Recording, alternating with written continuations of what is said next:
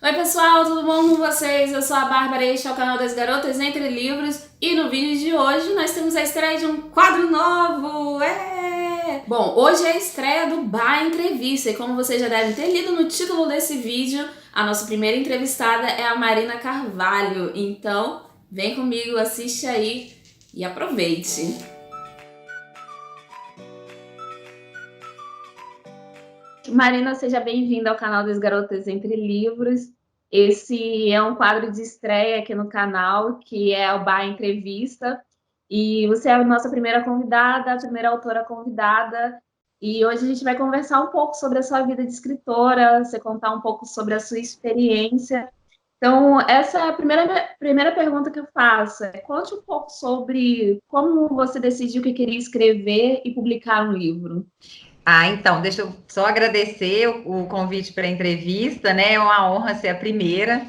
Estou muito feliz de poder participar. Então, eu sempre gostei muito de escrever, desde criança. Era um passatempo para mim. Eu via novela e depois eu recontava as novelas do meu ponto de vista. Eu tinha uns cadernos guardados especialmente para isso. Eu sentava e deixava a imaginação rolar. Mas eu nunca pensei que eu seria um dia uma escritora que publicaria livros, porque naquela época o papel do escritor era uma coisa muito distante da realidade da gente. A gente mal sabia quem era o escritor, só conhecia pelo nome, e eu nem sabia qual caminho seguir para chegar a publicar um livro. Então, eu fiz jornalismo, trabalhei nessa área, depois eu fui para a área da educação, onde eu estou até hoje. E foi por causa da educação que eu acabei me inspirando a escrever uma história para tentar publicação. Isso aconteceu em 2011, depois de ler alguns livros indicados por minhas alunas, né, livros voltados para a idade delas. Eu acabei conhecendo a Paula Pimenta, ela esteve na escola onde eu trabalho, ela falou da carreira, como ela construiu a carreira dela, e assim eu me senti meio que instigada a tentar. E foi assim que eu escrevi o meu primeiro livro, Simplesmente Ana, publicado em 2013. Outra pergunta: o que foi mais difícil durante o processo? Escrever o livro, enviar o manuscrito sem a certeza de uma resposta positiva ou o primeiro não que você recebeu? Eu acho que foi escrever o livro. Eu não tinha ainda uma ideia de como fazer de forma organizada. Esse livro, Simplesmente Ana, eu sentava para escrever, eu não tinha nenhum planejamento da história, eu deixava a história fluir, e aí eu me dediquei 5 meses a escrever a história. Quando eu terminei, eu já conhecia muitas editoras, porque eu estou vendo a sua estante aí, eu sou como você, uma leitora voraz, né, que sabe assim o perfil de cada editora. E eu entrei assim no processo de algumas.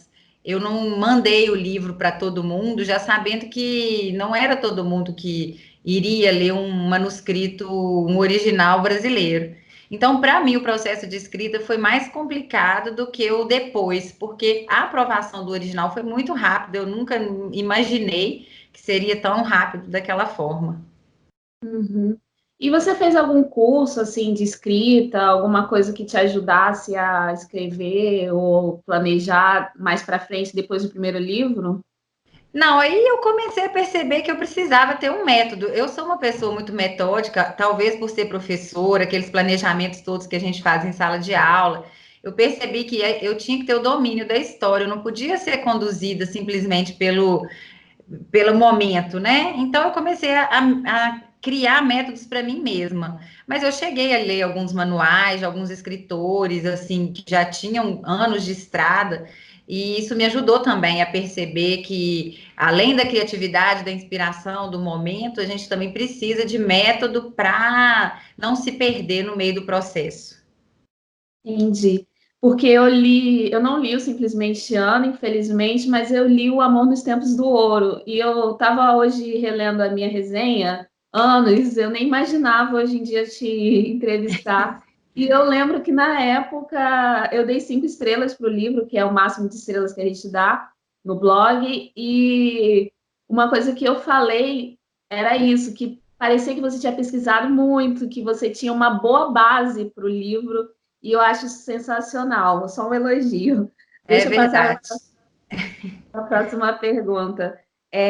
Sobre o Simplesmente Ana, anos após o lançamento, existe algo que você mudaria na história ou você não se preocupa mais com isso após o livro ter sido finalizado? Eu não releio minhas histórias depois de algum tempo de publicação, porque eu me cobro muito. Eu tenho certeza que eu mudaria várias coisas na história se eu estivesse escrevendo ela hoje.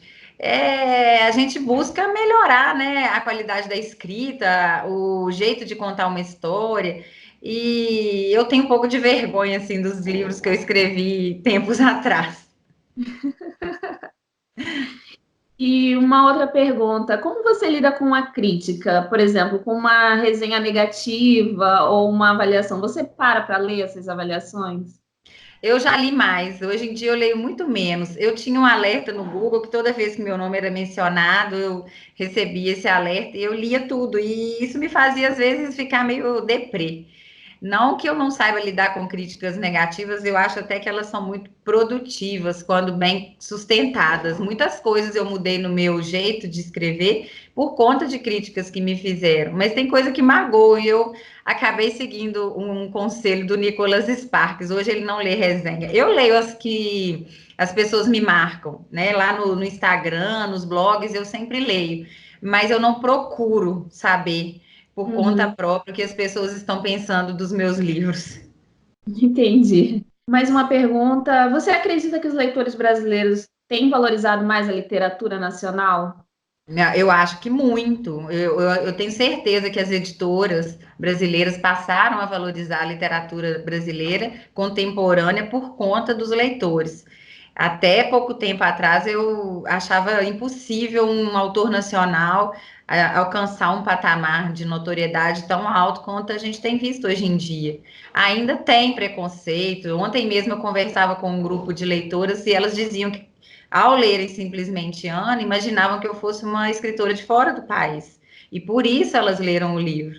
Mas de uns tempos para cá isso tem mudado. Ainda me choca saber que o autor estrangeiro tem mais valor nos eventos do que o nacional, mas já mudou bastante. Uhum. Agora a gente vai partir para a pergunta dos seguidores lá. Temos algumas perguntinhas aqui. A Grazi Underline Santos, ela pergunta assim: como você consegue escrever coisas tão maravilhosas? Ah, eu não sei. Eu escrevo muito daquilo que eu sinto. É claro que eu crio um mundo fictício, mas o meu sentimento está muito empregado no meu texto. E se a gente não escrever sentindo o que a gente quer transmitir, eu acredito que não vai ganhar força nenhuma junto aos leitores, porque o que eu escrevo é algo que está dentro de mim e ele precisa passar para quem vai receber essa história, né? O leitor ele tem que sentir empatia pela história para poder reimaginá-la. Eu acho que é por isso. Eu dou muito de mim aos meus textos. O Caleb Henrique perguntou assim: como é o seu processo criativo? É sempre o mesmo ou ele varia de livro a livro? Varia bem.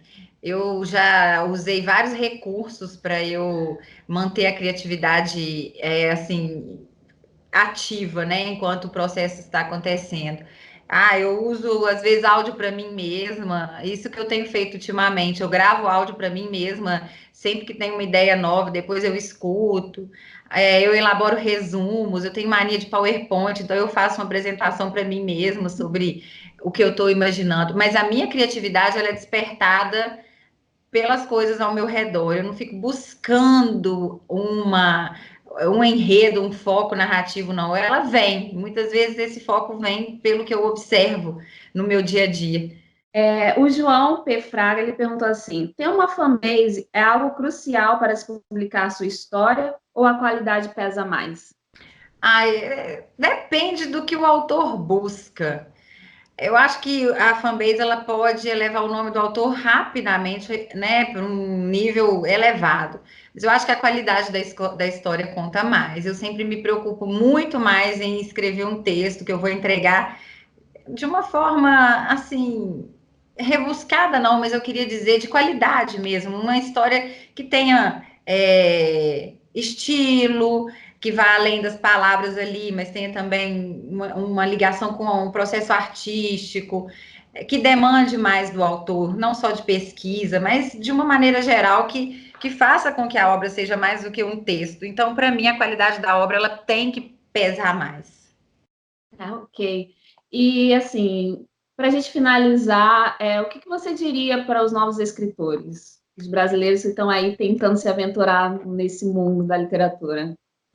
Eu acho que hoje em dia, eu não vou dizer editoras grandes, formais, dessas antigas, mas para entrar no mercado literário nacional, existem tantas ferramentas hoje para o novo escritor, ele se autopublica, ele faz apresentações dele em aplicativos, né, em canais, em sites. Eu acho que a pessoa não pode se esbarrar por uma porta fechada de cara.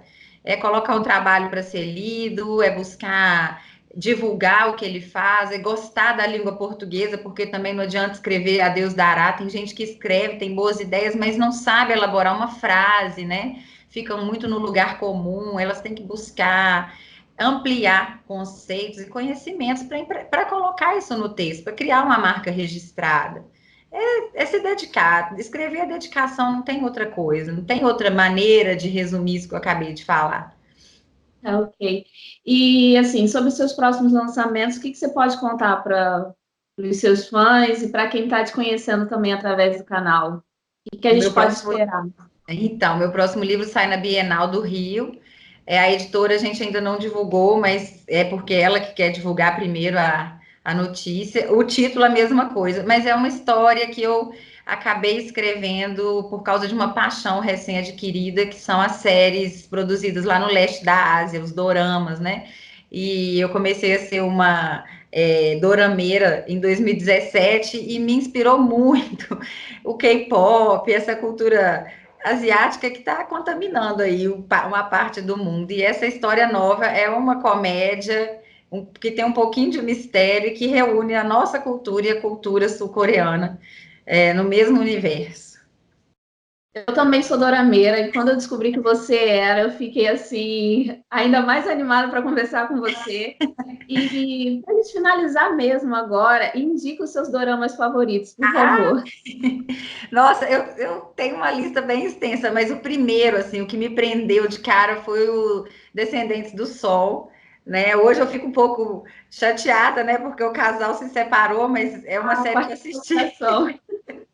várias vezes, ou mais Vênus, que me fez ter uma queda grande pelo Sub. Ai, eu acabei de ver um lindo que é do A Última Missão do Anjo,